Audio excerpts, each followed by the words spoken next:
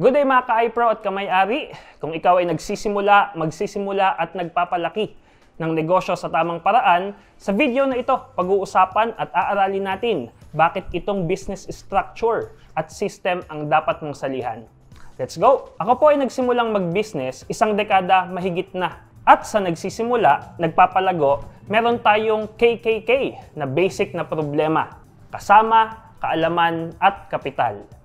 Kaya po natin tinayo ang kooperatiba natin ay para bigyan ng tulong at sana solusyon ang mga problema na ito para maging masagana ang business natin. Una, alamin muna natin, ano ba ang kooperatiba sa madaling salita? Ang kooperatiba ay isang samahang negosyo o business venture na parang corporation po siya na marami kayo. Meron lang po itong pagkakaiba pagdating sa principles, culture, at pagpapahalaga sa buhay. Sa mga susunod na videos, aaralin natin ng mas malalim pa ano ang mga cooperatives at history nito. Kahit kung titingnan po natin bago isabatas ang Cooperative Code of the Philippines, nagsimula ang cooperative sa mga tao sa iisang community na ginusto nilang maiangat ang buhay ng bawat isa. Kaya sinabi nila parang, alam mo yun, parang pre, magnegosyo kaya tayo. Ibenta natin itong mga ani natin, basta lahat tayo merong discount sa mga products.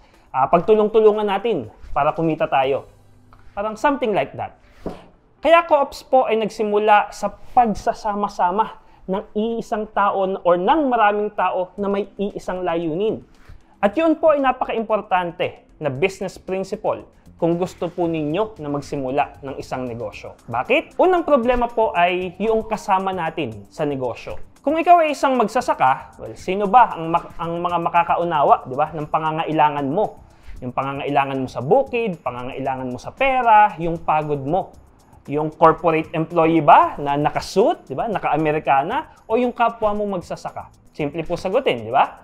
Kung nagbebenta po kayo sa palengke, syempre, kapwa mo nagbebenta din sa palengke ang nakakaintindi ng situation mo. So kung kayo po ay nagsisimula o nagpapalaki ng negosyo, syempre, kapwa mo rin negosyante ang nakakaintindi sa iyo. Dahil po sa principle na ito, ang tawag po natin sa kooperatiba ay common bond of membership. Ang mga cooperatives sa kanilang mga business activities or operation ay gumagawa po ng mga policies, ng mga produkto na magiging useful o makakatulong para po doon sa mga members. Bakit? Kasi naiintindihan po nila yung pangangailangan ng bawat isa. Sa ganitong paraan, alam mo po na ang mga kasama mo sa business ay merong same goal na katulad mo, same experience na katulad mo, at pinaka-importante, kung member po kayo ng kooperatiba, ang kasama nyo po ay nagkakaunawaan po kayo. Ang ganda, di ba? Sa iPro Cooperative po, majority ng mga members natin ay mga negosyante at mga nagpapalaki ng mga negosyo nila. Ikalawang problema po ay kaalaman.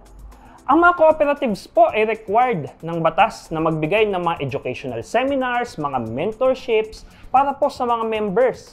Kasama po yun sa pinaglalaanan ng pera natin. Napakahalaga po na kapag nagsisimula ka ng business, lalo kung ikaw yung una na negosyante sa family mo, na meron kang mapagtatanungan. Yung meron kang mentor, meron kang community. No? Hindi lang po yung basta parang online, o ganito, na YouTube, no? na doon tayo kumukuha ng information. No? Dapat po nakakausap mo, lalo kapag nagkaroon ka ng problema sa business mo. Sa cooperative po natin, halimbawa, tayo po ay mixed ng mga small and medium-sized businesses. Meron po tayong mga seasoned na mga negosyante na dekada na sa business nila. At meron din naman po tayong mga nagsisimula pa lang na nagpapalago. Meron po tayong mga sessions na mga makakatulong sa bawat isa. Gamit ang mga expertise at experience po natin, pinagsasama-sama po natin ito. Kung saan, matatanong nyo rin po ang mga speakers natin directly. At minsan, sa mga General Assembly, makakasama mo po sila. Kung ikaw ay member ng isang cooperative, ito po ay libre mong makukuha yung kaalaman, yung mga training.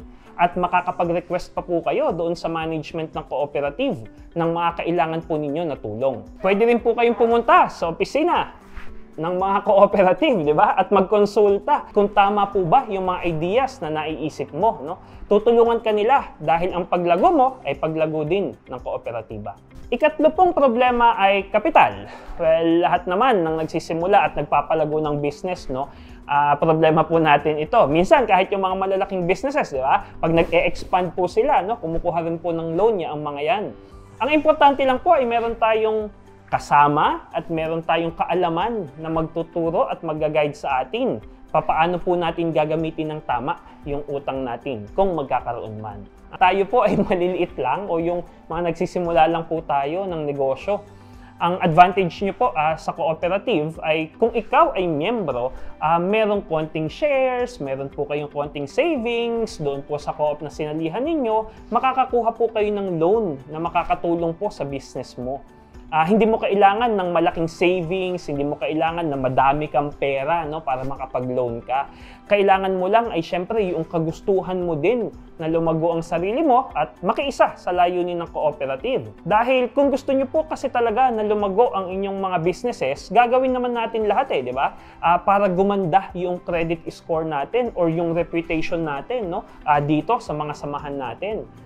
Sa ganon, makakuha po tayo ng mga mas malalaking fund or mga mas malalaking loan sa business kung ready na po tayo. Sa mga members po ng cooperative na mga malalaki na ang business nila, investment na lang po, no, yung habol nila sa mga cooperative natin, ito po ay tulong na lang natin sa society or tulong natin sa community, no, para po tayong lahat ay umunlad. Kaya hindi ka lang po kumikita sa mga dividendo or yung mga interest natin sa kooperatiba, kung hindi nakakatulong din po tayo sa mga members. At silang mga natutulungan mo ay nakikita mo. Ito ay ilan lamang po sa mga problema na binibigyan ng solusyon ng pagsali natin sa mga cooperatives. Kaya kung ako po ang tatanungin, kung ikaw ay nagsisimula ng negosyo, magsisimula ka or nagpapalaki ka, no, ng negosyo mo, napakagandang option po ang sumali sa isang kooperatiba na malapit po sa inyo.